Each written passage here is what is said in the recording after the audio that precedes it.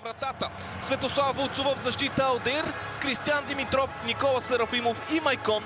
В средата на терена отново ще бродират Акрам Борас, Мехди Мубарик и Сержиньо по фланговете, Армстронг, Окофлекс и Рейналдо.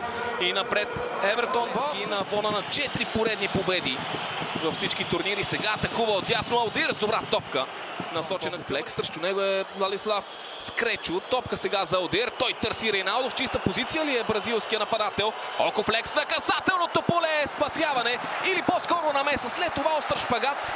Маркиране е за Сара, но Левски показва, че може да бъде изключително наседно спокойно. Тактическо изпълнение от Левски. Евертон. Бала ще стреля. 1-0 за сините.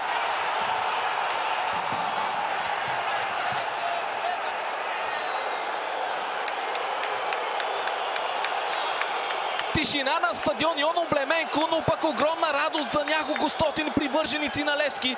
Успели да намерят начин да бъдат близо до своя тим. А 13 минути след началото на двубоя Левски прави много сериозна стъпка към това да има още по-солиден аванс. Кой ако не Евертон Бала? Кой ако не бразилския магьосник в синьо с номер 17 на гърба? Играча вкарал 19 попадения през миналата кампания. Сега отбелязва едно от най-ценните в своята история в синьо. Още едно подаване от ясно. Алдир показва скорост. Топка за Окофлекс, който е изпреварен обаче. И напрежението, което нарасна около него в последната седмица. Бала. Пас по земя към Рейналдо. Алдир може да стреля. Удар на Алдир. 2-0 за Левски. Какво начало за сините? В Крайова 2-0. Общ резултат 3 гола в полза на Левски. И участие до края на календарната година в Европа вече на една ръка разстояние. Мастер-клас от Хулио Веласкес. Мастер-клас.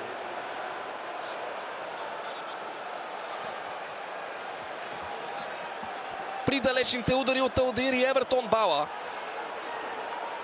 Никакъв шанс за Лауренцио Попеско. Този път нямаше и малък елемент. Разликата вече е много голяма. Още един шанс за Левски. Окофлекс. Може да стреля Окофлекс в тялото на футболист в бял екип. От Западна Европа. Грешка на Майкон. Стивън Симба може да върне едно попадение над вратата на Светослав Вуцов. Грешка, която ще изкара извън нерви със сигурност Хулио Веласкес. Дали Левски ще отнеме? Прави го чрез Мехди Мубарик и сега Рейналдо в ситуация 1-1, поне временно. Преди Карлос Мора да се завърне. Рейналдо. Много добра работа и топка за Окофлекс. Борас получава. Сякаш е затворен удара, но се стига до възможност пред Рейналдо. Над вратата нямаше засада и отново тест за Светослав Вуцов. Остра топка, Алдир на пътя и Карлос Мора връща опасността. Засада имаше, но атаката продължава. Попадение за Университатия. Радостта ще бъде обаче твърде мимолетна. Матео Марченаро вдигнал високо ръка, сигнализирайки за нередовна позиция от домакински футболист. Разпределя надясно, където е костариканеца Мора. Меко подаване, удар с глава. Нормално у дома и гостува във втория. Матей ще овладее много добре топката на хубав наказателното поле. Шпагат на Майкон и решителна намеса на Вуцов към момента. Матей. Още едно центриране. Банко стреля. Попадение за Университатия, което идва в неподходящ момент, но пък от логичен герой.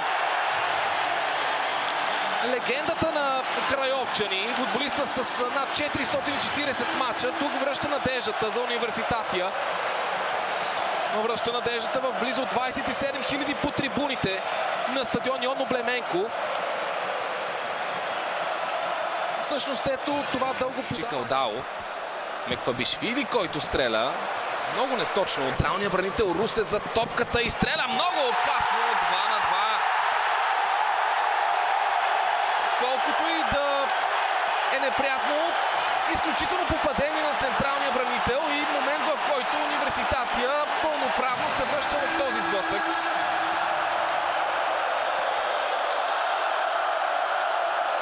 Ще го стори по-добре.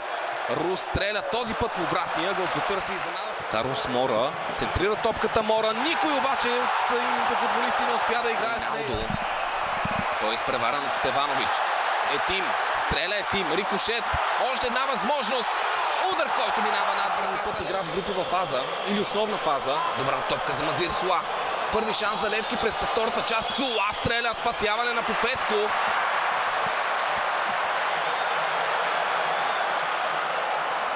Отново Суа. Мънда и Етим е спрян от Майкон. Сега Рейналдо. Ще действа сам Рейналдо. Страхотно поемане напред. Рейналдо стреля. Спасяване от Попеско. Имаше добра комуникация. Сега обаче Вуцов е застрашен. Симба стреля много опасно. Но за щастие е в страни от рамката на вратата. Тук Мубарик изостана. Меквабишвили може да центрира. Топка на втора града. Спасяване, но не от Вуцов, а от Кристиян Димитров. Макуни и Димитров наказателното поле. Града за Левски. Футболиста дал начало на головото шоу между двата тима в София в 8-та минута. Кристиян, футболисти в зона, браняйки българската отбрана. Удар с глава, страхотна намеса на... Шанса е за Сержиньо. Стреля Сержиньо, спасяване на Попеско.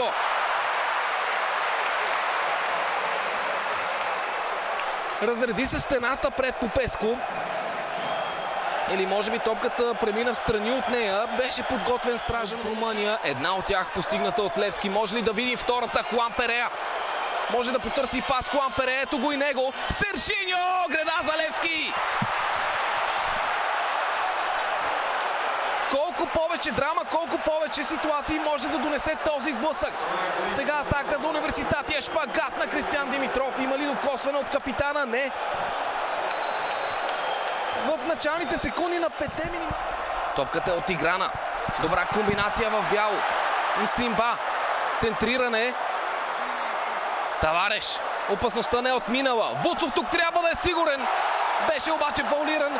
И тук сякаш надеждите за Университатия постепенно излизат от изходите на стадион Йон Облеменко.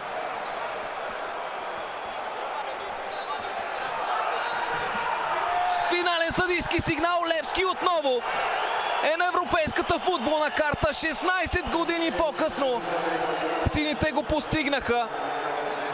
Капитана на армадата, испанската армада в синьо, се казва Хулио Веласкес.